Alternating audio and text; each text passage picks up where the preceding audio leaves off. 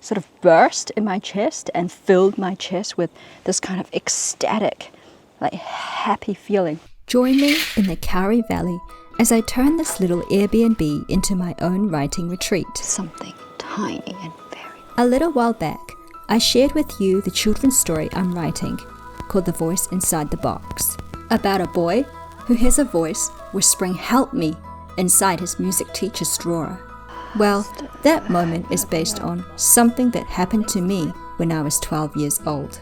Today, I'll be talking about the inspiration behind my book, and at the end, I'll do a short reading of the next section. He heard a familiar click. Mr. Houghton was turning the key in the lock. So, grab a cup of tea and come along for this quiet, magical weekend.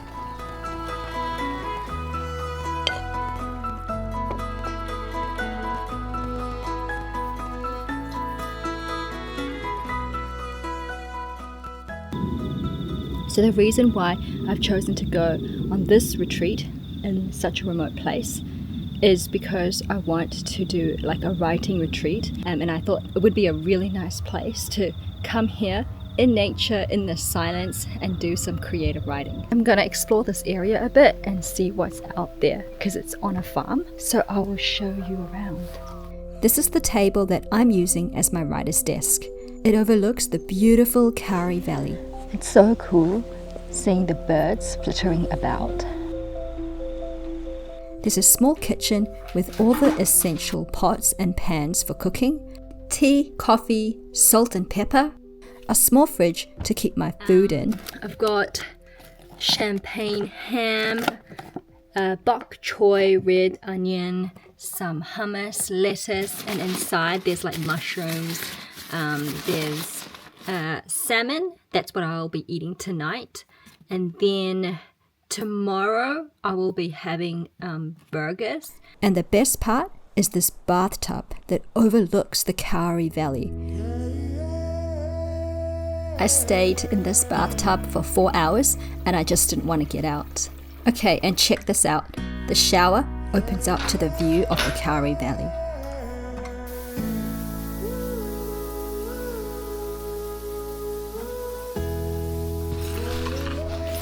Just popping out for a quick hike before I continue my story.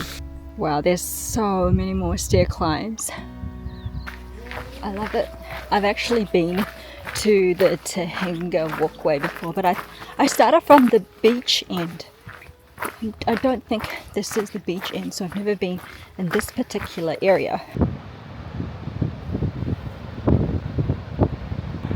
Oh my god, it's so windy here. I definitely have to hold on to my hat, otherwise it's gonna fall. Okay, I'm gonna go back down. It's really windy up here. Oh, and I think it's starting to rain. Oh my god, oh my god. So last time I was reading a chapter from my book, The Voice Inside the Box, and this time I'm going to be continuing my story, but I wanted to first share the inspiration behind it. So back when I was a kid, I had an extreme fear of public speaking, and on this particular day, it was speech day. So I was trying to calm myself down by doing some deep breaths, which never works when you're actually in the moment facing your fears. But something really shocking happened that day that I will never forget. So I was sitting next to my two friends, and then I noticed something that I had never noticed before. So I remember sitting in the back of the class thinking, oh, I'm different. I'm different to everyone. I'm looking around at my two friends who are sitting next to me. I feel this warmth coming from them, but not like body heat warmth. It was more like particles of warmth. If you imagine particles coming out from someone's body, but they're warm. And I started noticing that. And then all of a sudden I thought, oh, I'm different, but I belong. As soon as I thought that, I felt this golden ball of energy or light. Yeah, the way I saw it and felt it was like this golden ball of energy surge up from my stomach all the way to my chest. And just when I thought it couldn't rise up anymore, it sort of burst in my chest and filled my chest with this kind of ecstatic, like happy feeling. And instantly, just like that, my fear just melted. Like I didn't have to do any breathing techniques or thinking techniques. Like instantly, that kind of ecstatic feeling in my chest just immediately melted my fear away. And I was like, whoa. And then when I got up in front of the class to present, it was like I was seeing through two sets of eyes. My own eyes, which was looking at the class in front of me, and then another pair sort of behind me, which could see the rays of the afternoon sunlight. And I felt this incredible warmth around me and inside my mind, and it was that warmth that was keeping my fear at bay. And that was when I heard a voice say in an amused tone, "This isn't scary, this is fun." And I was like, wow, I'm not even scared. I probably wasn't even scared of public speaking all along. Like the fear wasn't even real, but I had just like made it up in my head. So that was the voice that I heard when I was younger. What was so cool and fascinating to me is that years later, like that voice would somehow always pop up every few years, and it would tell me things. And the voice, it doesn't sound like my voice. Like it doesn't sound like this voice or the voice that I hear in my mind when I'm thinking. It doesn't sound like that. This voice that I hear, it's more of like a masculine voice or a deep female voice. And this is the inspiration for my story, The Voice Inside the Box.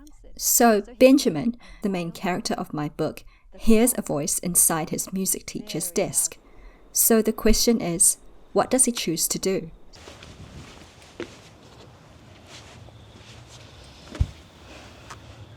This is a continuation of chapter 1.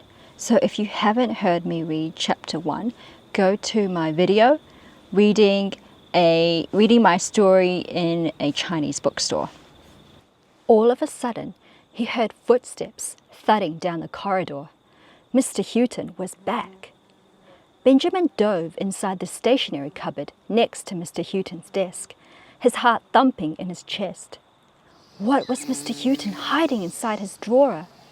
Why had the voice inside the drawer told him not to go to Mr. Houghton's house choir? And why had it said, "Help me"? Creak! Benjamin heard the classroom door swing open. He heard the clicking of heels on the lino, heard them growing louder, closer, and then the footsteps stopped. Benjamin opened a tiny crack in the cupboard and peered out. A large, shadowy figure hunched over the desk. Mr. Houghton. He was tugging at something around his neck, something tiny and very, very shiny. Benjamin's eyes widened.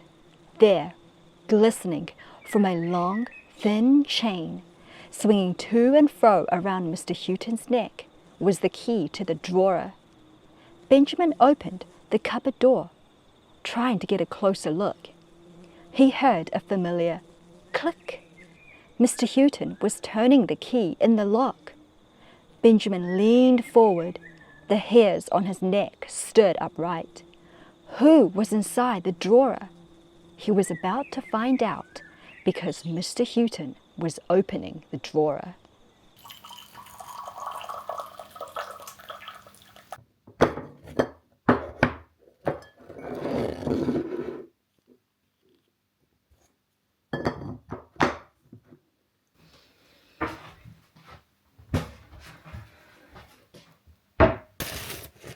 I'm going to use this bowl to wash the veggies. Tonight I'm making salmon with veggies, one of the 2 meals I actually know how to cook. Cooking's never really been my forte.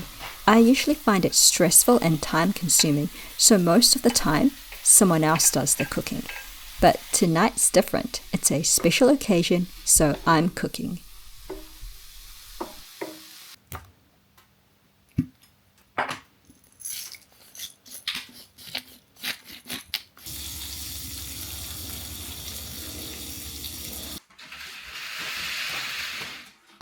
Okay, so I'm gonna show you the bathroom. It looks really amazing. I was like, wow, it looks so amazing. Look, this door that opens up. And that door opens up to the view outside. Join me in my upcoming video as I continue sharing the inspiration behind my book. I'll talk about what happens when I hear this voice again and the surprising events that unfold as I listen to it. Then I'll finish with a reading from the next part of my story. See you in another magical chapter.